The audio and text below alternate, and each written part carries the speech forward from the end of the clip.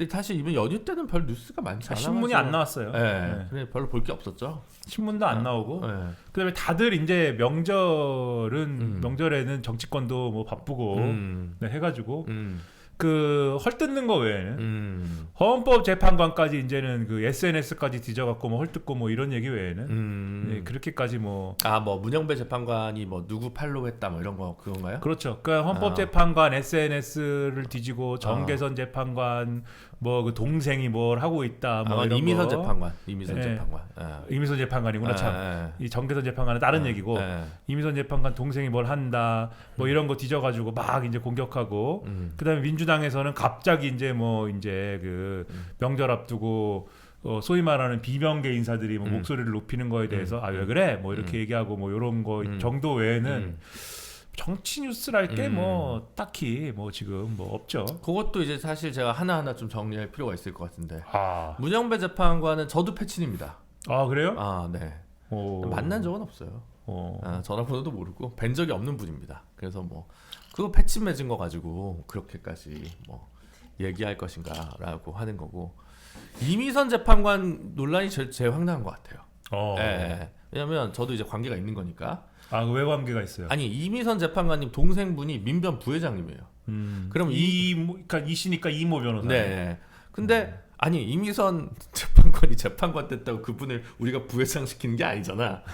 무슨 대기업이면 대관 업무를 하라고 이제 예를 들면 그렇게 승진할 수 있겠지만 원래 그냥 가장 헌신적으로 활동하시는 분이어가지고 이제 그냥 한 건데 그래서 걔 고생하는 자리인데 민변 부회장이 뭐 활동비가 나옵니까? 뭐 무슨 급여가 나옵니까? 아무것도 안 나옵니다. 그냥 이제 그냥 하는 건데 뭐 그것도 지금 그건 뭐가 부적절하다는 것이지. 정계산 재판관 얘기는 지난번에도 이제 황 변호사님 얘기는 우리가 지난번에 한번 얘기했으니까 공익인권재단 대탕할 게 없고 그러니까 할 얘기가 없으니까 아무 얘기나 막 한다. 저는 이제 그렇게 기본적으로 이제 보는 거죠. 그렇게 따져가지고는 참 뭐가 그렇게 뭐 모르겠다는 둥 그게 맞는지 모르겠다는 둥 아니 법적으로 아무 문제가 없어요. 그럼 민변에 뭐 무슨 민변이 무슨 뭐 탄핵소추 대리인단입니까? 그것도 아니고 민변에서 활동하는 사람이 있고 그냥 그리고 그러면 그 사람들은 형제자매 연자제를 부활하자는 사람들 아닙니까? 이게 문제가 얼마나 심각해요. 그러면 뭐 따지고 들면 뭐 예를 들어 옛날에 민주당에 있던 뭐 지금 나중에는 윤석열이랑도 친했던 김모 정치인이라고 있습니다. 최모 배우랑 혼인하신 분 있잖아요. 그분도 남동생이 중앙대 김모 교수님 아닙니까? 그렇죠? 그분 형제가 완전 다른 정치적 생각을 가지고 있어요.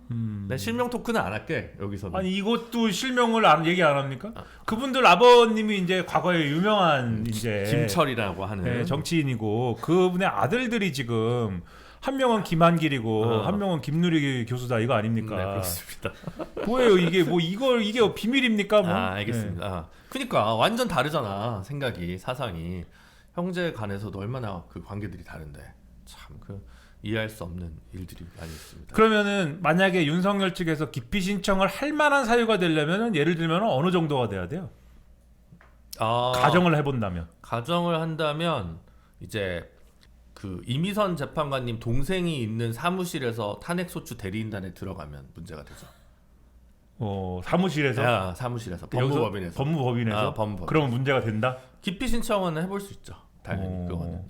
기피 신청을 해볼 수 있다. 받아줄 수도 있고 그냥 뭐 그런 건 당연히. 그 김선수 대법관님 이제 퇴임하셨으니까 근데 이재명 재판 관련해 가지고 그 권순일이 어쩌고 저쩌고 했다는 그 재판에서 아마 스스로 회피했을걸요? 옛날에 그 사건을 이재명 대표의 사건을 한 적이 있다고 해서 자진해서 아마 회피 신청을 한 적이 있을 거예요. 그러니까 법적으로 문제가 되거나 진짜로 그런 게 되면 알아서 다들 합니다. 근데 뭐 선임한 게 아니잖아요. 그럼 그건 무슨 상관이 있는 거죠. 완전 이상한 얘기를 하고 있습니다. 그 문영배 재판관의 경우에는 SNS를 이제 열심히 한 거예요, 과거에. 근데 그 시점을 보면은 막 10년 전, 뭐 10몇 년 전, 뭐 이런 시점 아닙니까? 그러니까 SNS도 그렇고 우리 인터넷도 그렇고 하루가 다릅니다. 하루가 달라요. 인터넷 SNS를 따라가기가 어렵습니다. SNS 열심히 하세요? 트위터 X는 안 하고요. 안 하고요. 페북은 간간히 하고 인스타는 더 안 하고 네, 그렇습니다. 중년입니다. 페이스북에 갇혀 있는. 네. 따라갈 수가 없어요. 지금 원래 안 하셨어요. 안 하니까 네. 안 하지만 네. 과거에 할 때를 생각해 보면 10년 전에는 조금 했잖아요. 10년 전에 생각해 보면 이슈가 하루가 다른데 그쵸. 따라갈 수가 없어요. 인터넷 세상. 여기 계신 분들 하세요? 제가 볼 때는 거의 뭐 당연한 거 아니야 이런 표정으로. 네. SNS 없으면 못 사는 사람들처럼 지금. 네? 문영배 재판관님 오히려 야. 저희는 제가 볼 때 뭐지? 네. 다큐 네? 어른 김장하라고 네. 왜 진주에 네. 한약방 하셔가지고 네. 지역사회에 엄청나게 기부 많이 하신 분 있잖아요. 네. 그분 무슨 저기 뭐 이렇게 기념식 같은 거 할 때 문영배 재판관님도 그 장학금을 받은 수혜자여가지고 거기 가서 이제 발언하는 게 있습니다. 울면서 네. 그게 울컥하는 장면이에요. 네. 좀 되게 좋았거든요. 그런 거나 좀 보도하라고요. 그런 거나 좀. 참. 뭐 갑자기 언론에 지침을 주고 그래요. 갑자기. 하여튼 그런 생각이 들었다. 근데 여기 계신 분들 반응을 보니까 거의 제가 볼 때는 트위터 없으면 못 사는 사람들이다라는 지금 분위기가 상당히 지금 트위터 중독자들 같은데. 굉장히 정신없는 세상인데 10년 전에랑 비교를 하면은 지금 그 SNS의 위상도 많이 축소됐습니다. 그렇죠. 옛날의 SNS가 아니에요. 또 10년 전에 SNS라는 거는 사람들의 뇌하고 SNS가 동기화가 돼 있다. 네, 거의 직결돼 있어요. 그때 문영배 재판관은 헌법재판관도 아니었잖아요. 그쵸, 아니었죠. 그냥 판사지 않습니까? 그때 보면은 문영배 재판관이 SNS, 트위터에 뭘 쓰냐? 롯데자이언츠 응원 같은 거 씁니다. 판사가 편향돼 있네 사법부가. 판사 롯데자이언츠 이대호 선수에 대한 평 같은 거 씁니다. 네, 근데 그렇다고 뭐 거기다가 그 판사인데 그래도 트위터에다가 뭐 이대호 이거밖에 못하나 뭐 이렇게 썼겠습니까? 판사답게 품위 있게 써요 또. 네? 이대호 선수가 뭐 이렇게 해서 이렇게 했다 뭐 이렇게 쭉 쓰면서 뭐 이런 역시 이대호는 뭐 야구 천재 이미 다시 한번 증명되었다. 하지만 이러한 장면은 다시 보고 싶지 않다. 뭐 이렇게 품위 있게 씁니다. 네? 훌륭하시네요. 뭐 매양 뭐 쓰는 거예요. 페이스북도 마찬가지 아닙니까? 근데 거의 글을 안 쓰셨는데. 네? 거의 글을 안 쓰고 제사 지내는 거 글 쓰고 제가 몇 번 봤거든요. 근데 글을 별로 안 쓰셨는데 그리고 재판관 되고 나서는 더더욱 안 쓰셨던 것 같은데. 친구 공개로 썼나 보죠. 재판관 되고 나서는 이제 자제도 하시고 그랬겠죠. 친구라니까. 네? 회복 친구인데. 그건 이제 먼 친구든지 뭐. 먼 친구죠 사실. 본 적이 없는 몇천 명 중에 한 명이죠. 그러니까 페이스북이 모르실 거야 내가 패친인지. 그러니까 저 SNS 문화라는 게 매양 그렇게 쓰는 거잖아요. 시시콜콜. 그러니까는 문영배 재판관도 판사도 뭐 시시콜콜 쓰는 겁니다. 그러니까 어디 이제 인천에 가가지고 이 유엔 참전군, 유엔 참전한 이제 군인들 희생된 거 이제 그래 그거 하나 올렸네요. 네, 동상을 보면서 뭐 감상을 쓰고 그랬는데 그 감상이라는 것도 상당히 이제 국민의힘에서는 그 핵심 내용이나 이런 거를 지금 상당히 왜곡을 해서 마치 이게 뭐 그 북침서를 지지하는 얘기인 것처럼 뭐 그렇게까지 지금 막 갖고 가는 거잖아요. 이런 거 쓰셨네. 야구 선수가 금메달을 따자 축구 선수가 금메달을 땄다. 윤동희, 박세웅, 나균환 선수 국내 야구도 잘합시다. 이분들 다 롯데 아니에요? 그러니까 이런 얘기를 막 쓴다고요. 그러니까 이게 시시콜콜. 그러네요. 벌초한 얘기, 영화 본 얘기, 그런 얘기 쓰시네요. 그러니까 시시콜콜 쓰잖아요. 이런 거를. 그리고 뭐 아까 말씀드린 유엔군 그 얘기, 이 사람들은 이렇게 희생된 분들은 무슨 생각을 가지고 이 먼 곳까지 와서 이 전쟁에 참전을 했을까? 인지상정이잖아요. 그런 생각 할 수 있지 않습니까? 그리고 어쨌든지 간에 전쟁으로 문제를 해결하려고 하는 건 안 된다. 평화가 필요하다. 이런 생각을 할 수 있잖아요. 전쟁으로 희생된 분들의 어떤 동상을 갖다 놓고 거기에 대한 어떤 감상을 쓸 수 있지 않습니까? 그런 감상이 자체가 잘못됐습니까? 무조건 전쟁 뭐 6.25를 하면 생각을 하면은 야 무조건 주석궁에 탱크가 밀고 들어가가지고 북괴를 처단해야 돼. 이 생각만 해야 됩니까? 아니잖아요. 근데 이걸 가지고 지금 사상이 불순하다 이렇게 가는 거고, 그리고 이제 밑에 뭐 이재명 대표하고 뭐 안부를 주고 주고받고 했다. 근데 그 안부라는 게 예를 들면은 와 우리가 뭐 예를 들면은 저 같이 의기조합 해가지고 보수 정치를 끝장냅시다 뭐 이런 안부를 주고받은 게 아니잖아요. 그게 그 당시에는 그냥 일상적으로 잡담을 주고받고 아까 말씀하셨듯이 롯데자이언츠 얘기도 쓰고 벌초 얘기도 쓰고 뭐 이런 얘기를 하는 플랫폼에서 잘 지내시죠 뭐 이렇게 얘기한 거 그 정도 얘기를 한 거지 않습니까? 근데 이거를 TV조선 이런 데서 단독 이렇게 달아가지고 단독 문영배 이재명과 안부 주고받아 네, 이래가지고 막 쓰고 이 얘기를 연휴 내내 그거 안 내려요. 여기서 내린다라는 얘기가 뭐냐면은 아까 그 얘기하신 일상에서 TV조선 볼 시간 어디 껴 있는 겁니까? 네? 아까 글 쓰려고 들어갔다가 딴짓을 한다. 네, 딴짓을 하잖아요. 그러면은 뭘 보냐면 제가 네이버 포털 이런 데서 이 이제 각 뉴스 스탠드. 언론사에서 기사를 메인에 뭘 띄워놨나를 봐요. 그러면 이 뉴스 띄우는 요 담당자들이 성실하지 않습니까? 기본적으로 그렇죠. 다들 한국 사람들이 할 일을 합니다. 안 하지 않습니다. 네, 어떻게든 합니다. 그래서 계속 판가리가 돼요. 뉴스를 내린다라는 얘기가 무슨 말씀이냐면 판가리를 계속 합니다. 그래가지고 들어갈 때마다 뉴스가 바뀌어 있어요. 그 메인에 걸어놓은 뉴스가 그렇잖아요. 우리가 포털에 접속하면은 뭐 한겨레면은 한겨레 메인에 한겨레 그 담당 한겨레가 네이버에 그 점유하고 있는 면에 그 이 뉴스가 판가리가 돼 있어요. 그 TV조선 맨 위에 계속 있는 거예요. 단독 문영배 이재명하고 메시지 주고받아. 어쩌라고? 그 뭐 어쩌라고? 그냥 그 메시지가 대단한 거냐? 지금 보면은 아 잘 계시죠? 뭐 만화님께도 안부 전해 주십시오. 어떡하라고 그거를? 나도 그 어떡하라는 거야 그걸? 나도 6년 전인가 7년 전에 이재명 시장님에게 문자 한 번 온 거 어디 있을 텐데 옛날 핸드폰 뒤지면 뭐 그냥 그래요. 근데요. 그런 게 지금 단독으로 안다는 거 아니야? 얼마나 어이없는 일이냐 이런 얘기하는 거. 이재명한테 왜 문자 받았는데요? 아 그때 민변 상근 변호사였어. 민변 회원한테 무슨 문자를 보냈는데.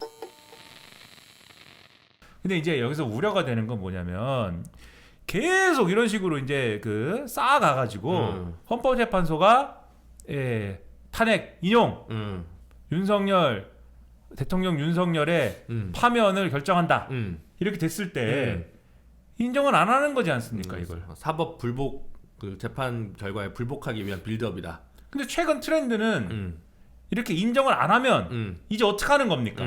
때려 부수는 거예요 이제. 쳐들어가죠. 네. 때려 부숩니다 이제는.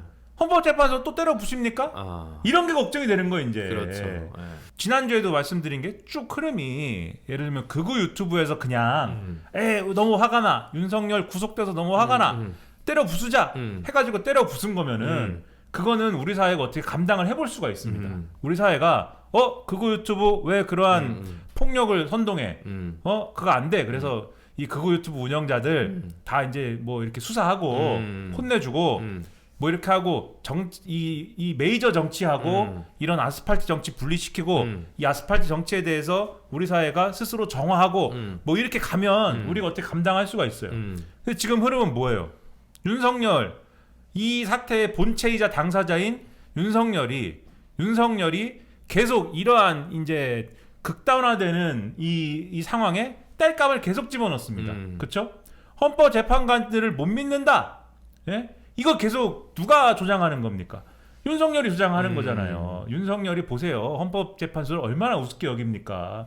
그 재판관들이 보고 있는데 판사가 보고 있는 눈앞에서 김용현하고 김용현하고 진술에 대해서 입맞추기를 시도를 하잖아요. 그렇죠. 그런 일이 있습니까 재판에서? 판사가 보고 있는데 공범 둘이서 공범 뭐 정확하게 법적으로 공범이 성립하는지 제가 모르겠지만은 비유하자면 공범 둘이서 자 우리가 여기서 이 위증을 우리가 서로 위증에 대해서 한번 논의를 해보자 이래가지고 서로 우리 눈치코치 해가지고 진술을 맞추는 일이 있어요 그게? 그렇죠. 그런 일이 없잖아요. 없죠. 상상을 할 수가 있습니까?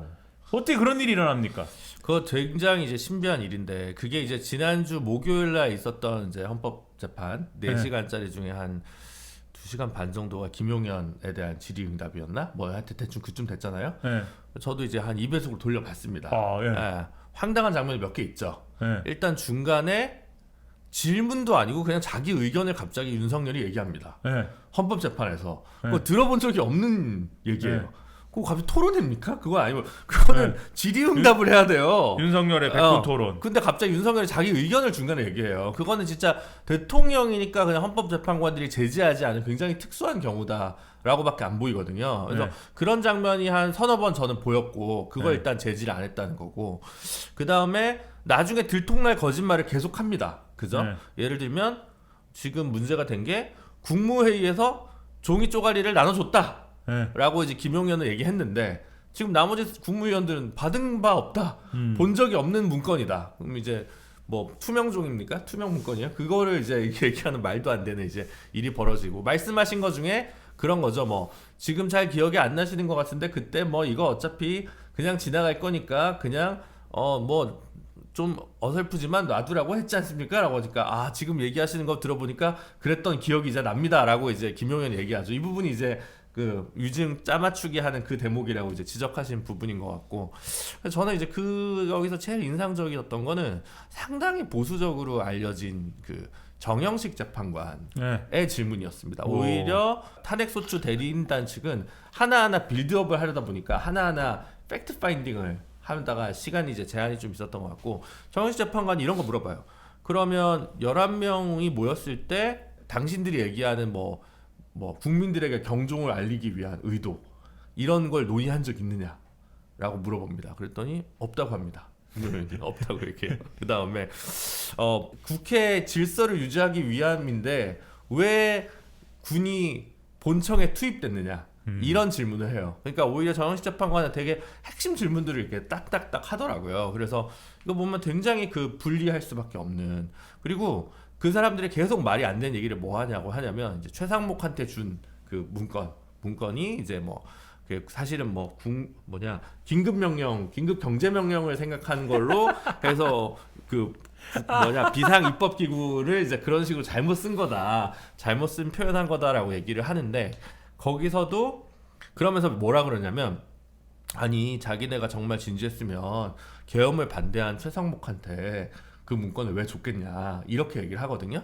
큰 의미가 없다고 생각했다 이렇게 얘기를 하는 건데 최상목이 반대할 줄 알았습니까? 문건은 갖고 왔고 출력해서 최상목한테는 이걸 줘야 된다고 생각을 한 거 아니에요. 그러니까 그것도 일단 말이 안 되는 건데 계속 그 말을 반복을 합니다. 그러니까 그 상황을 모면하기 위해서 계속 얘기를 하는 부분이 있다라고 생각 든 거. 그래서 저도 이제 그 지금 탄핵소추 대리인단 중에 변호사 한두 명은 저도 아는 분들입니다. 얘기를 뭐 해드려야 될 것 같은데 그 윤석열 대통령이 중간에 자꾸 끼어들어가는 거 그거는 재판관한테 제지를 해야 된다고 저는 생각을 하거든요. 진행해서 오히려 김용현의 동석자라고 하는 변호사 둘이 뒤쪽에 앉아가지고 손 들면서 자꾸 재판 진행 과정에 대해서 문제 제기를 하는데 오히려 탄핵소추 대리인단이 그런 부분들을 좀 잘 못한 거 아니냐 이런 생각이 좀 많이 들더라고요.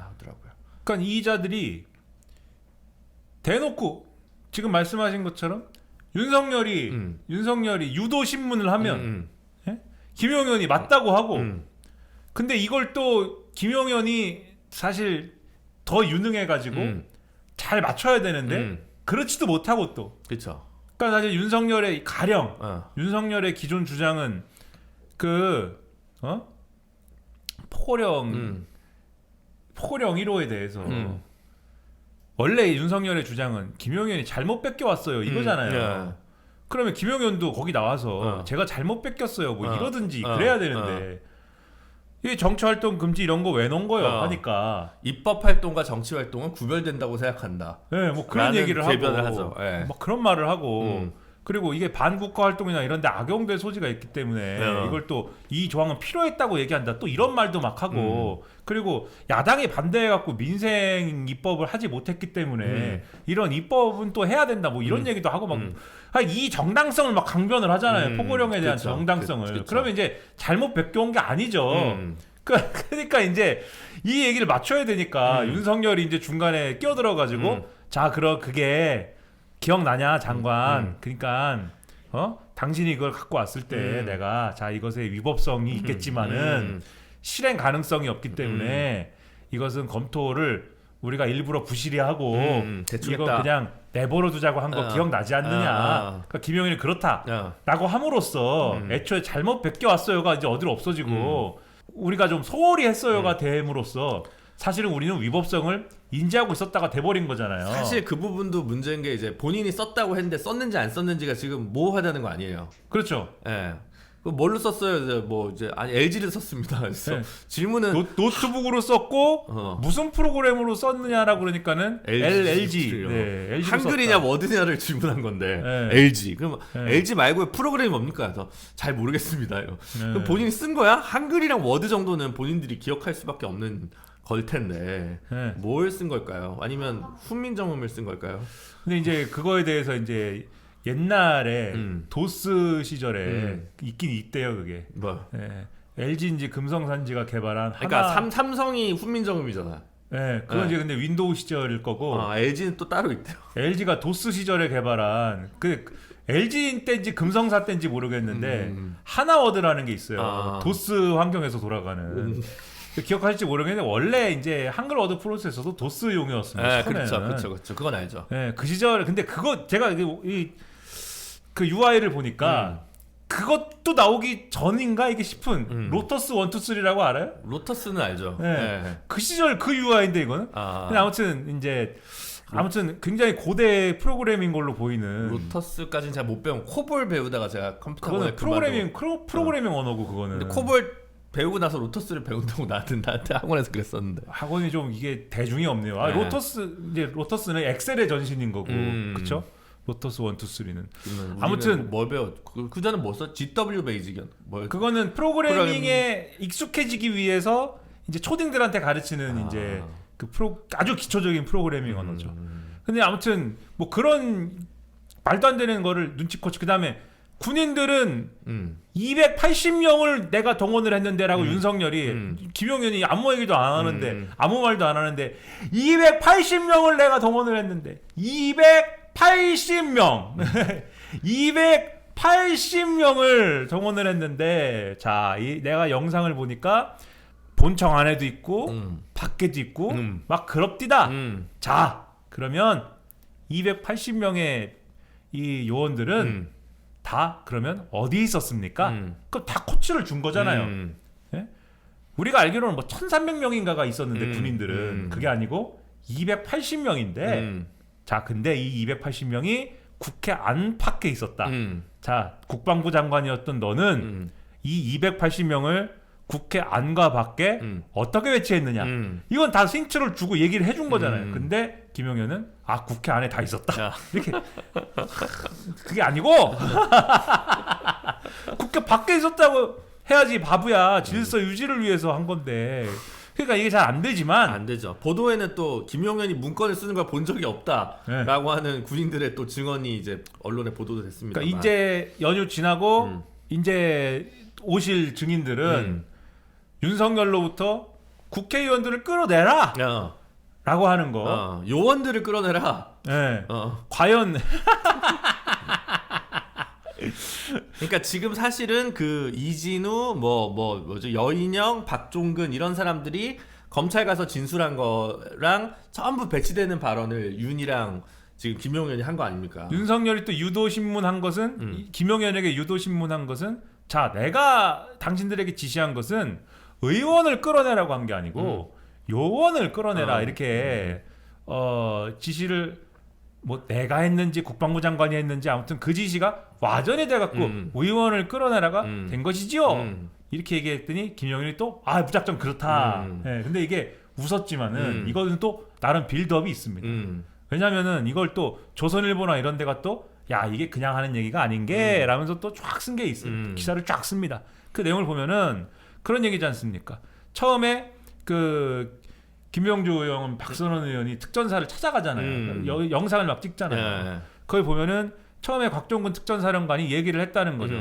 그 국회 안에 있는 요원들을 끌어내라고 윤석열이 그랬다 나한테 전화를 해서 이 얘기를 하는데 요원이라고 이제 처음에 얘기를 한 듯 들려요. 그래서 김병주 박선원 의원이 의원이라고 국회의원을 얘기하는 거냐라고 정정을 했는데 그러자 곽종근 사령관이 뭐 그렇다라고 하면서 또 얘기를 쭉 풉니다. 근데 이걸 가지고 조선일보는 자, 요원이라고 얘기를 하려고 했는데 민주당이 이거를 오염시킨 것이다. 국회의원으로. 이게 그러면 진술의 신빙성이 흔들린다. 이러면서 이제 들어눕는 거죠. 근데 아무튼 이게 그러니까 조선일보가 그러면 자 우리가 여기서 어시스트를 해야겠다.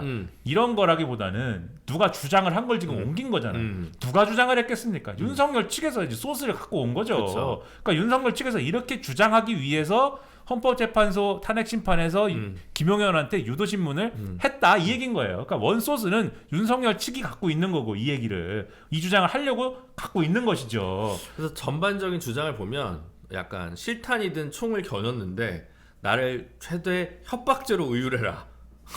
사실 남들이 보면 살인 미수인데 예를 들면 이 수준으로 지금 어떻게든 이제 그 줄이려고 수습하려고 별의별 이제 수를 다 쓰고 있는 것 같다. 수습이 안 될 뿐더러 그렇게 해서 진술이 엇갈리죠. 계속. 너무나 잘 아시겠지만 이제 연휴 끝나고 그 사령관들이 나와가지고 다 내가 직접 전화 받았는데 그 요원이 아니고 윤석열이 얘기한 건 요원이 전혀 아니고 내가 끌어내라고 지시한 것도 국회의원이지 요원이 아닙니다. 이렇게 얘기할 수밖에 없는 거 아니에요. 그쵸. 그 자리에서 아무리 윤석열이 또 유도신문을 해봐야 그게 먹히지 않을 것이라고 저는 생각을 하고 그쵸. 그리고 이제 안 그러면 자기가 독박 쓰는데. 그렇죠. 예. 그리고 또 하나가 그것도 있어. 체포하라고 한 적이 없다. 네. 이재명, 한동훈 등에 대해서 동향을 파악하고 체크하는 차원에서 배치한 것이다. 자 뭐 이제 포고령 1호 위반 가능성이 높기 때문에라고 이제 김용현, 윤석열 측이 얘기하고 있죠. 그 얘기는 이제 어떻게 될 거냐?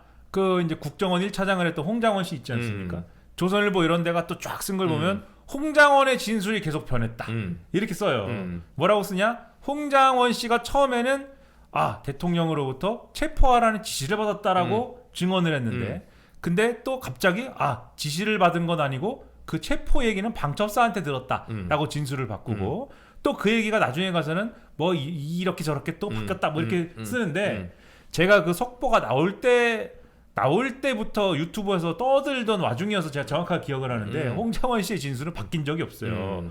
홍장원 씨가 처음 진술한 거는 국회 정보위였지 않습니까? 그러니까 홍장원 씨의 진술을 듣고 정보위 간사 원래 국회 정보위는 원래 그렇게 하잖아요. 내부에서 이제 정보위에서 있었던 진술을 정보위 양당 간사가 나와가지고 기자들한테 설명을 해주거든요. 홍장원이 얘기한 것을 요약해가지고 설명하는 과정에서 홍장원이 이렇게 얘기했다라고 언론에 설명을 한 것이고 그 설명을 하면서 이제 부연을 했는데 정확하게 그때도 얘기했어요. 홍장원이 대통령에게 받은 얘기는 들은 얘기는 방첩사를 도와줘라. 대공 사건이든 뭐든 자금이든 줄 테니까 도와줘라 라는 얘기였고 그 얘기를 듣고 나서 방첩사한테 전화를 받았는데 무슨 정치인 명단을 불러주기에 이거는 미친놈이다라고 생각해서 내가 적다가 그만 적었다. 이 얘기는 처음부터 합니다. 그러니까 이 사람의 진술은 바뀐 적이 없어요. 그러니까 조선일보는 이 팩트를 그냥 뒤섞어가지고 바뀌었다라고 주장을 합니다. 근데 윤석열 측에서 이렇게 주장을 하겠죠. 이제 이 주장을 하면서 홍장원이 이상하다. 지금 그 군 사령관들에 대해서도 저 사람들 진술이 이상하다라고 주장할 겁니다. 이 사람들 진술이 그럼 이상한 이유가 있겠죠? 왜 이상하냐? 이 사람들은 정권이 바뀔 것을 예상하고 자기들이 살아남기 위해서 또는 앞으로 인사상의 불이익을 당하지 않기 위해서 뭐 자기들 뭐 이 수하의 어떤 인사상 불이익을 받지 않게 하기 위한 목적으로 뭐 이렇게 진술을 바꾼 것이다. 뭐 등등의 주장을 이제 할 거란 말입니다. 근데 법으로는 이게 다 인정이 안 될 거예요. 제 생각에는 변호사니까 그쵸. 워낙 잘 아시겠지만 그냥 뭐 흰소리 합니다. 이렇게 하고 끝날 건데 이 얘기를 이제 어디 가서 하는 거냐 다들. 그거 유튜브 이런 데서 하는 거예요. 그렇죠. 하는 것이고 지금 이제 헌법재판관 무시한다는 소리를 왜 이걸 했냐면은 여기서 한 모든 얘기가 이제 이렇게 많은 진실을 얘기했음에도 불구하고 대통령이 직접 이러한 많은 진실을 얘기했음에도 불구하고 이제 어떻게 되는 거냐? 헌법재판관들이 안 받아준 겁니다. 이제 이 얘기를 다 안 받아준 거예요. 그리고 이 김용현을 변호하고 있는 이 변호사 두 명의 경우에는 아예 출신이 그거 유튜브지 않습니까? 그거 유튜브 진영이거든요. 그거 진영 출신이지 않습니까? 저는 뒷모습만 봐가지고 누군지를 못 봤는데 네. 그 배 거기도 배가 들어갑니까? 뭐, 아닌가? 뭐 하여튼 유모 변호사하고 뭐 변호사 이 김용현을 변호하는 두 명의 완전 이제 부정선거 마니아들이에요. 평소에도 부정선거를 주장해오고 자기들의 어떤 그 유튜브 방송에 부정선거 전문가들을 초대하여서 뭐 힘을 실어주고 뭐 이런 분들인데 이분 중에 한 명이 아예 집회 나가가지고 뭐라고 합니까? 좌파 헌법재판관 들이라고 얘기를 합니다. 그리고 저걸 하고 나서 이게 보니까 앞단에 좀 다른 얘기지만 그 재판할 때 보면 증거 채택과 관련해서는 윤석열 측에서 젊은 변호사들 비교적 한 뭐 40대나 뭐 30대 후반으로 보이는 변호사 2명 연이어서 몇 호증부터 몇 호증 막 쭉 얘기를 해요.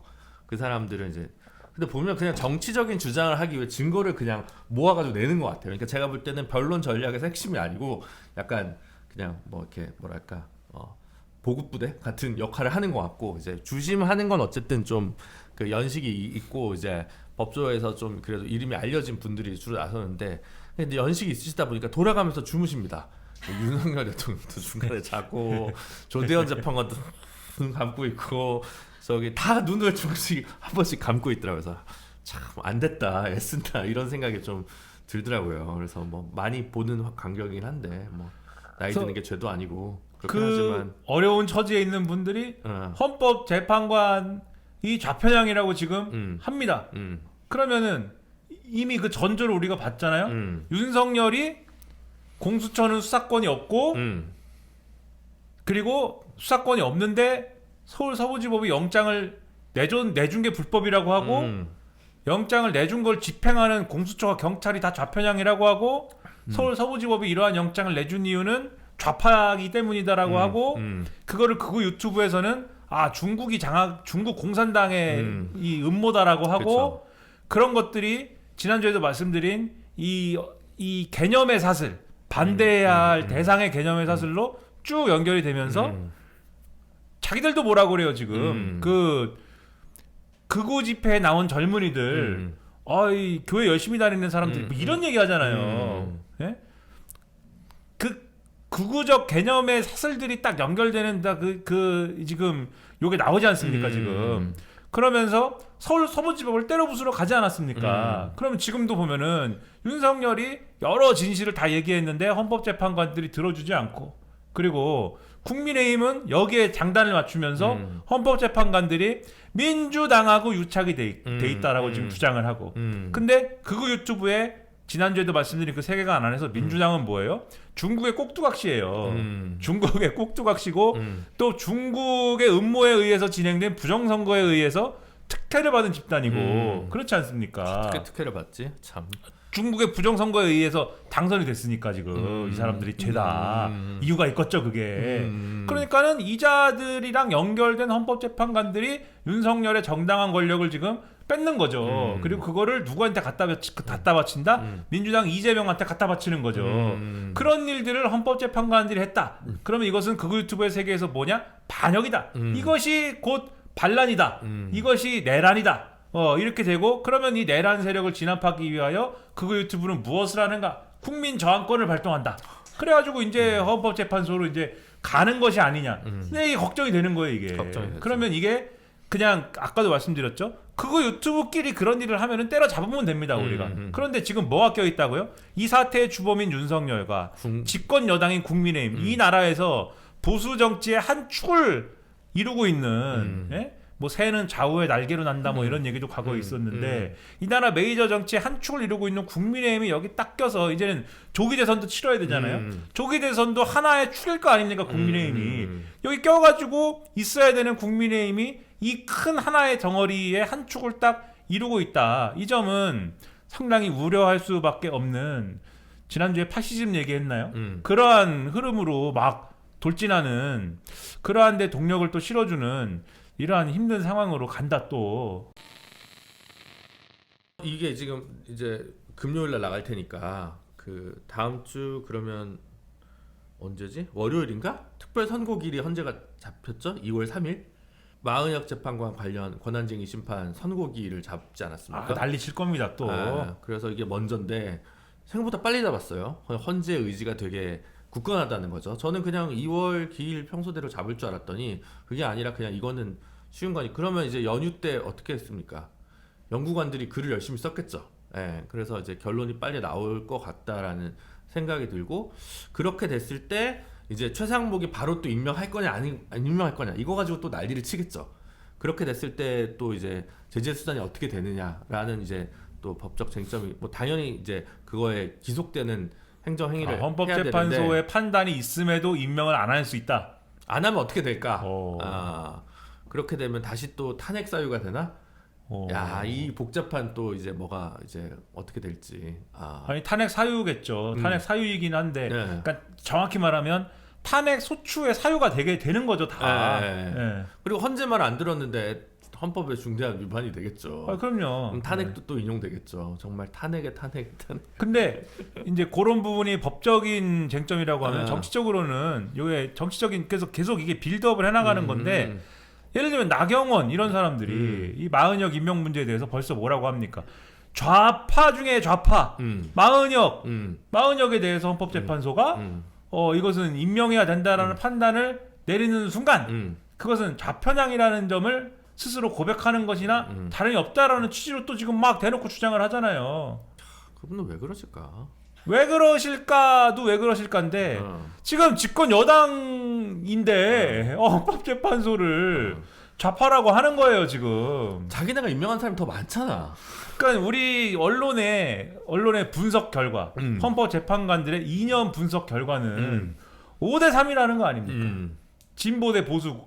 정확히는 그러니까 이거는 보수 언론의 기준이니까 진보 대 중도 보수의 구도가 5대 3이라는 거 아닙니까? 네?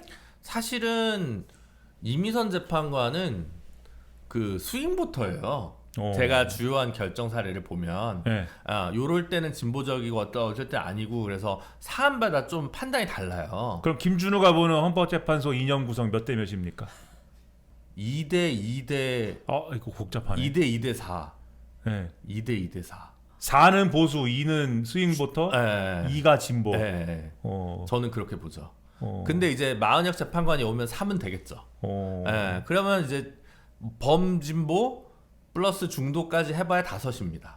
그럼 죽었다 깨도 조한창, 그 다음에 누구냐 저기 정형식, 그 다음에 지금 누구냐 저기 김형두 씨인가? 김형두, 그 다음에 저기 또 누구 있죠? 여성 재판관 김복형. 김복형 이분도 뭐 무색무취하긴 하지만 주로 이제 보수적이라고 보셔야 될 것 같고 정정미 재판관이 좀 왔다 갔다 뭐 해서 중도 우, 중도 보 쪽이라고 할 수 있고 이미선 재판관님이 약간 중도 좌 이 정도라고 저는 그렇게 보이거든요. 그리고 정계선 재판관도 사실은 딱 법대로 해요. 그때 그 MB 거였나 박근혜 거였나 뭐 하나 핵심적인 거 무죄 때렸어요. 쭉 유죄인데 그냥 법리대로 그냥 가시는 분이에요. 왜 이게 그 사시수석 아무나 하는 거 아니고 사시수석의 멘탈리티가 이게 그 법적으로 굉장히 건조한 거 그대로 간다는 그 멘탈리티가 있습니다. 사실 정계선 재판관 가지고 사실 보수에서 뭐라고 못한 이유도 딴 거 아닙니다. 사시수석이었기 때문이에요. 김선수 변호사님 대법관 될 때도 법원에서 뭐라고 못한 이유가 사시수석했기 때문입니다. 그러면 거기서는 2년보다 성적이 우선이에요. 왜냐면 성적이 2년이기 때문에. 그래서 사시수석이야 이러면 너 걔보다 공부 잘해 이러면 끝나는 거거든요. 그러니까 저의 세계관이 아니라 그 이제 법원에서 이 사람 뭐 우리법 연구회 출신이야, 이 사람 뭐 민변 쪽이랑 친해 이런 것보다 성적이 더 좋으면 그게 이제 다 잡아먹어버리는 어떤 그런 작동을 어느 정도 하거든요. 그래서 뭐 그게 옳다 그르다의 문제가 아니라 그냥 저는 이제 생태계를 묘사하는 데 있어서 그런 게 아닌 거죠, 말하자면. 그리고 이제 그 4대 4가 말하자면 보여진 게 이번에 그 이진숙 결정에서 4대 4로 드러난 거 아니겠습니까? 제가 중도 스윙보터라고 하신 분들이 이렇게 그 탄핵 인용 쪽으로 이제 본 거죠. 그래서 저도 헌법소원 지금 올라가 있는 게 2건이 있는데 계속 지금 뭐 몇 년째 결정을 안 해주고 있습니다만 정치관계법 관련된 문제인데 그것도 선행 사례를 보면 뭐 6대 3으로 깨졌던 사안을 제가 들고 다시 올라간 건이 있는데 또 보면 하여튼 그때 제가 궁금했던 건 김영두 정정미가 어느 쪽에 설 거냐 뭐 이런 거였는데 김영두는 다 오른쪽으로 갔고 정정미 재판관은 왔다 갔다 했던 것 같아요. 제 기억에는 제가 좀 틀릴 수는 있습니다만 하여튼 그렇다. 그래서 좌파냐는 아닌데 그렇죠? 원래 운동권들이 나만 좌파라고 해요. 진짜 좌파는 이제 법관이 못 돼서. 법관이라면 더군다나 헌법재판관이라면 좌파일 수는 없다. 없죠. 예? 그게 뭐 아무나 좌파라고 하고 지금. 예? 헌법 안의 진보, 헌법 밖의 진보 이게 또 유명한 쟁점이 있지 않습니까? 그러니까 아니든 밖이든 헌법재판관이 못 됩니다. 좌파는 그렇죠. 이 나라에서 그렇죠. 어떻게 헌법재판관인데 좌파일 수가 있습니까? 어. 그런데 뭐 그런 망발을 일삼고 있다.